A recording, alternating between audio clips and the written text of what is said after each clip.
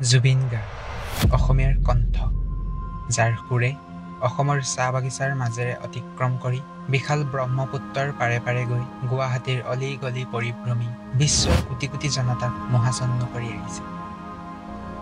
আধুনিক পপ সংগীতৰ সৈতে লোকসংগীতৰ সংমিশ্ৰণ কৰি পৰম্পৰাৰ ধ্বনি উদ্ভাৱন কৰা এজন সুৰকাৰ, সেইজন শিল্পী যিজনে আজীৱন অসমক হৃদয়ত কঢ়িয়াই লৈ ফুৰিছিল। তেওঁ হৈছে সংস্কৃতিৰ প্ৰতি এজন কমৰেড, এজন অভিনেতা। সৰ্বোপৰি তেওঁ হৈছে অসমীয়াৰ অভিমান, যাৰ শব্দত সুৰ হৈ ফুটি উঠিছে অসমীয়াৰ সুখ দুখৰ আবেগ।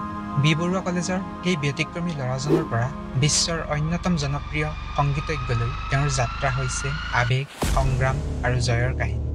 এয়া অসমৰ কিংবদন্তি শিল্পী লুইত কণ্ঠ জুবিন গাৰ্গৰ কাহিনী।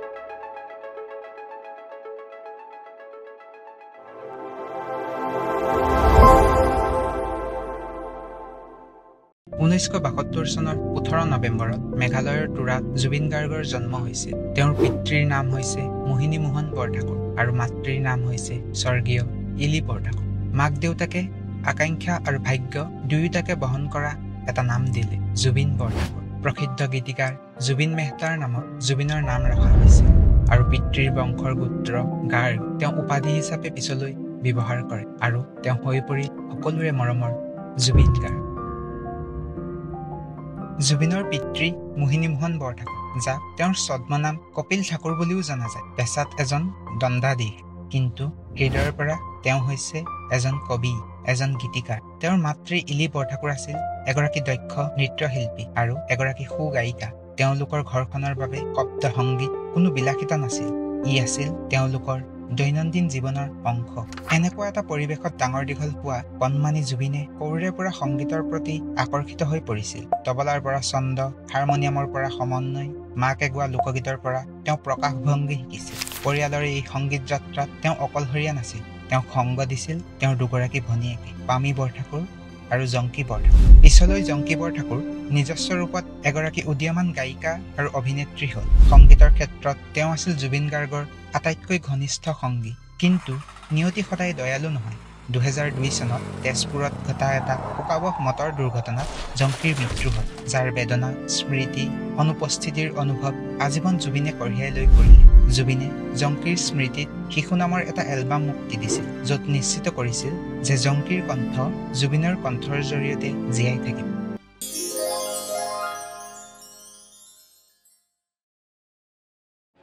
নব্বৈৰ দশকৰ আৰম্ভণি অসমীয়া সংগীতৰ জগতখন পৰিৱৰ্তনেৰে সজীৱ হৈ উঠিছিল। আধুনিক অসমীয়া পপ সংগীতৰ সমাদৰ বৃদ্ধি পাবলৈ ধৰিল, কিন্তু ক'ৰবাত যেন এটা সতেজ কণ্ঠৰ প্ৰয়োজন আছিল। অসাধাৰণ আত্মবিশ্বাসেৰে সেই সময়ত অসমীয়া সংগীতৰ জগতত খোজ দিলে জুবিনে। মাত্ৰ 19 বছৰ বয়সত 1992 চনত তেওঁৰ প্ৰথম এলবাম অনামিকা মুক্তি লাভ কৰে। এই অগতানুগতিক এলবামটোৱে অতি কম সময়তেই সমগ্ৰ উত্তৰ পূব ভাৰতত জনপ্ৰিয়তাৰ শীৰ্ষত আৰোহণ কৰিছিল আৰু আহি থকা 21 শতিকাৰ অসমীয়া সংগীতৰ দৃশ্যপটেৰে নতুন সংজ্ঞা দাঙি ধৰিছিল। সমগ্ৰ অসমৰ শ্ৰোতাই এই এলবামটো আঁকোৱালি লৈছিল। গাঁৱৰ লুংলুঙীয়া বাটবোৰত, চাহ বাগিচাৰ সমাৱেশত, গুৱাহাটীৰ ব্যস্ত বজাৰসমূহত গীতবোৰ বাজি উঠিছিল আৰু জুবিন গাৰ্গ হিচাপে তেওঁক সকলোৱে চিনি পালে। কিন্তু জুবিন গাৰ্গ কেৱল গায়ক হৈয়ে সন্তুষ্ট নাছিল, তেওঁ বহু বাদ্যযন্ত্ৰও আয়ত্ত কৰিছিল। গীটাৰ, ঢোল, তবলা, হাৰমনিয়াম, মেণ্ডোলিন, আনকি পৰম্পৰাগত দুটাৰা।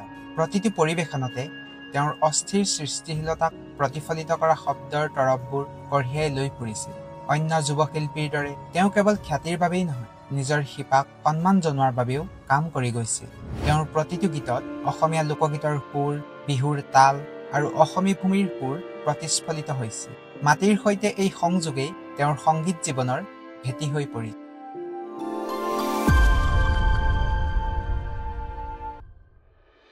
জুবিন গাৰ্গৰ দৰে প্ৰতিভাৰ এজন শিল্পীৰ বাবে অসম মাথো আছিল আৰম্ভণিহে। কেইবছৰমানৰ ভিতৰতে তেওঁৰ কণ্ঠই সীমান্ত অতিক্ৰম কৰি সিপাৰে যাত্ৰা কৰিবলৈ ধৰিল। তেওঁ বাংলা, হিন্দী, তামিল, তেলেগু, কানাড়া, মালায়ালম, মাৰাঠী, নেপালী, বড়ো আদি 40টাতকৈও অধিক ভাষাত প্ৰায় 40,000 গান গাইছে। প্ৰতিটো নতুন গীতেই তেওঁৰ বহুমুখিতাৰ পৰিচয় দিয়ে। ৰাষ্ট্ৰীয় জুৰি তেওঁ খ্যাতি অৰ্জন কৰাৰ মুহূৰ্তটো আহিছিল 2006 চনত, যেতিয়া বলিউডৰ ছবি গেংষ্টাৰে মুক্তি লাভ কৰে। ইয়াত আছিল জুবিনৰ জীৱন সলনি কৰা এটা গীত ইয়া। হৃদয়স্পৰ্শী সুৰ, গভীৰ আৱেগ আৰু তেওঁৰ শক্তিশালী কণ্ঠই তৎক্ষণাত সমগ্ৰ ভাৰতত ইয়া আলীয়ে চাঞ্চল্যকৰ সৃষ্টি কৰিছিল। এই গানে সকলোতে শীৰ্ষস্থান লাভ কৰিছিল আৰু জুবিনক বলিউডৰ বুকুলৈ আদৰি অনা হৈছিল। ৰাতিটোৰ ভিতৰত সমগ্ৰ ভাৰতৰ বাবে জুবিন গাৰ্গ হৈ পৰিল এক চিনাকি নাম।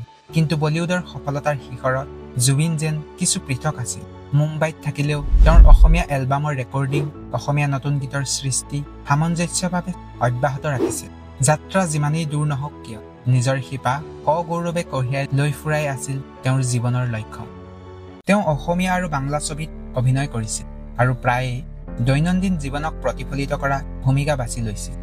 তেওঁ চিনেমা পৰিচালনা আৰু প্ৰযোজনা কৰিছিল, লগতে চিত্ৰনাট্যও লিখিছিল। সংগীতৰ শব্দৰ লগত যেনেকৈ তেওঁ পৰীক্ষা নিৰীক্ষা কৰিছিল, ঠিক তেনেদৰে চিনেমাৰ দৃশ্যগত কাহিনী কোৱাৰ ক্ষেত্ৰতো যথেষ্ট পৰীক্ষা নিৰীক্ষা কৰিছিল। তেওঁৰ সংগীতানুষ্ঠানত অনুৰাগীক বিদ্যুৎস্পৃষ্ট কৰি তুলিছিল। কেতিয়াবা গীটাৰ এখন হাতত তুলি লৈছিল, কেতিয়াবা কীবৰ্ডত আঙুলি বুলাইছিল, কেতিয়াবা নিজৰ কণ্ঠক ভিৰৰ মাজলৈ এৰি দিছিল। তেওঁৰ অনুৰাগীসকলৰ বাবে জুবিনৰ সংগীতানুষ্ঠান কেৱল সংগীত নাছিল, ই আছিল আৱেগিক উত্থান পতনৰ স্থল, য'ত পাইছিল আংশিক উৎসৱ, আংশিক প্ৰাৰ্থনা, যি আছিল অনুৰাগীৰ বাবে আশীৰ্বাদ স্বৰূপ। এই বহুমুখিতাই তেওঁক অনন্য কৰি তুলিছিল। লোকগীতৰ পৰা আৰম্ভ কৰি বলিউডৰ চাৰ্টবাষ্টাৰৰ মাজত গাঁৱৰ সমাৱেশৰ অন্তৰংগ মঞ্চৰ পৰা আৰম্ভ কৰি ৰাষ্ট্ৰীয় অনুষ্ঠানৰ বিশাল পোহৰৰ মাজত ইমান সহজে গতি কৰিব পৰা শিল্পী হয়তো খুব কম আছিল। কিন্তু জুবিনৰ বাবে সেয়া আছিল স্বাভাৱিক, কাৰণ জুবিনৰ নাছিল সীমা।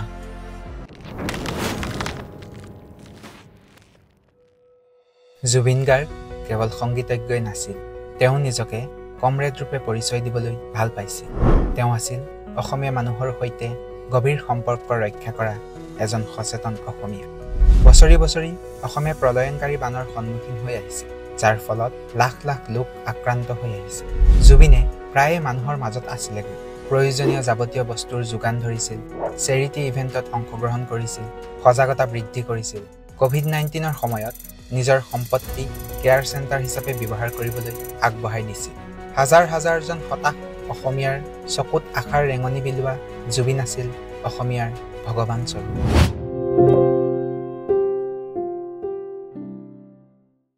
প্ৰতিজন কিংবদন্তি শিল্পীয়ে জীৱনত কিছুমান গভীৰ দাগ কঢ়িয়াই লৈ ফুৰে। জুবিনো ইয়াৰ ব্যতিক্ৰম নাছিল। তেওঁ খুব কম বিশ্ৰাম লৈছিল। বছৰ বছৰ ধৰি অবিৰতভাৱে কাম কৰাৰ ফলত তেওঁৰ স্বাস্থ্য যথেষ্ট ক্ষতি হৈছিল। তেওঁ চিজাৰত আক্ৰান্ত হ'ল আৰু সেয়াই তেওঁৰ বাবে হৈ পৰিল কাল অমানিশা।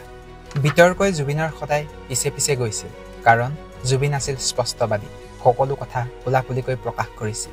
তেওঁৰ কথা মাজে মাজে প্ৰায়ে সমালোচনাৰ কেন্দ্ৰবিন্দু হৈ পৰিছিল, কিন্তু তেওঁ কেতিয়াও ক্ষমা বিচৰা নাছিল, কাৰণ তেওঁ বিশ্বাস কৰিছিল যে সততা শিল্পৰ অংশ। ভনীয়েক জংকীক হেৰুওৱা ব্যক্তিগত দুখেও তেওঁক খেদি ফুৰিছিল। তেওঁৰ গীতবোৰে এনেকুৱা এজন ব্যক্তিৰ গভীৰতা কঢ়িয়াই লৈ ফুৰে, যি বিষাদক অন্তৰংগভাৱে জানে।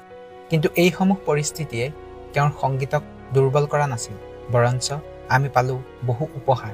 যেতিয়া জুবিনে প্ৰেম, হেৰুৱা বা আশাৰ গীত গাইছিল, তেতিয়া শ্ৰোতাসকলে অনুভৱ কৰিছিল এয়া বাস্তৱিক, কাৰণ ই এনে এজন মানুহৰ পৰা আহিছে যি জীৱনত এই সকলোবোৰ উপলব্ধি কৰি আহিছে। জীৱনকালত জুবিনে প্ৰায় 40,000ৰো অধিক গীতত কণ্ঠদান কৰিল। অসমীয়া, হিন্দী, বাংলা, নেপালী আৰু বহুতো ভাষাই তেওঁৰ কণ্ঠ কঢ়িয়াই লৈ ফুৰিছে। তেওঁ ভাৰতীয় সংগীত ইতিহাসৰ অন্যতম প্ৰখৰ গায়ক, কিন্তু কেৱল সংখ্যাৰ দ্বাৰাই তেওঁৰ প্ৰভাৱ নিৰ্ধাৰণ কৰিব নোৱাৰে। সকলোতকৈ গুৰুত্বপূৰ্ণ কথাটো হৈছে তেওঁ দিয়া প্ৰেৰণা। অসমীয়া যুৱ সমাজক তেওঁ আদৰ্শ দেখুৱাই গৈছে যে কেনেকৈ নিজৰ ভূমিৰ পৰিচয় ত্যাগ নকৰাকৈ ৰাষ্ট্ৰীয় তথা আন্তঃৰাষ্ট্ৰীয় উচ্চতাত উপনীত হ'ব পাৰি। তেওঁৰ গীতবোৰ আজি মানুহৰ জীৱনৰ অংশ। দম্পতীৰ মাজত প্ৰেমৰ আদান প্ৰদান হয় তেওঁৰ সুৰৰ মাজেৰে। প্ৰতিবাদকাৰীয়ে তেওঁৰ গীতৰ জৰিয়তে প্ৰতিবাদ কৰে। উৎসৱৰ আনন্দ উপভোগ কৰা হয় তেওঁৰ গীতৰ জৰিয়তে। ধৰ্মীয় অনুষ্ঠানৰ শোভা বৃদ্ধি হয় তেওঁৰ কণ্ঠৰ বৰগীত, হৰিনামৰ জৰিয়তে।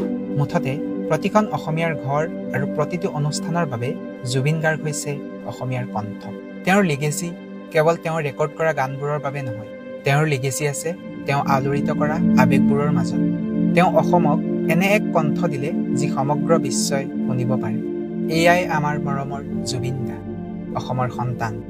দৈনন্দিন অসমীয়াৰ আৱেগক চিৰন্তন সুৰলৈ ৰূপান্তৰিত কৰা এজন অসমীয়া গায়ক এজন শিল্পী যাৰ প্ৰাধান্য আছিল মাতৃভাষা, অসমীয়াৰ সমূহীয়া নিৰ্ভীক কণ্ঠ।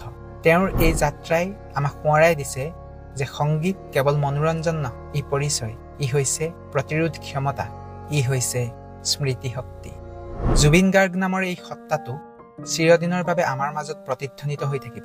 ব্ৰহ্মপুত্ৰৰ বোৱতী সোঁতত, বিহুৰ ছন্দত, গুৱাহাটীৰ ৰাজপথত আৰু লাখ লাখ অসমীয়াৰ হৃদয়ত।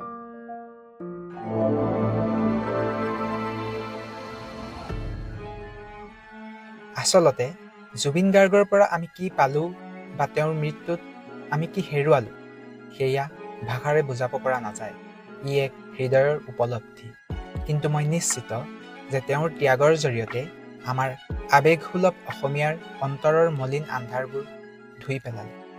গতিকে তেনেকুৱা এজন মানৱৰ ন্যায়ৰ বাবে যুঁজিবলগীয়া হোৱাটো আমাৰ বাবে দুৰ্ভাগ্যজনক। প্ৰথমতে আমি সকলোৱে নিজক প্ৰশ্ন কৰা উচিত যে আমি কেনেকুৱা এটা ব্যৱস্থাৰ মাজত সোমাই আছোঁ বা সোমাই পৰিছোঁ। পুৰণি একত্ৰিত হৈ এটা নতুন যোগাত্মক সৃষ্টিশীল ব্যৱস্থাৰ সূচনা কৰিব নোৱাৰোনে? নিশ্চয় পাৰি। হাজাৰ ধুমুহা, এক্সটাৰ্নেল প্ৰেছাৰ, অপ্ৰাসংগিক বিতৰ্কৰ মাজত যদি আমি দৃঢ়তাৰে নিজৰ স্থিতিত অটল থাকোঁ, সকলো সম্ভৱ।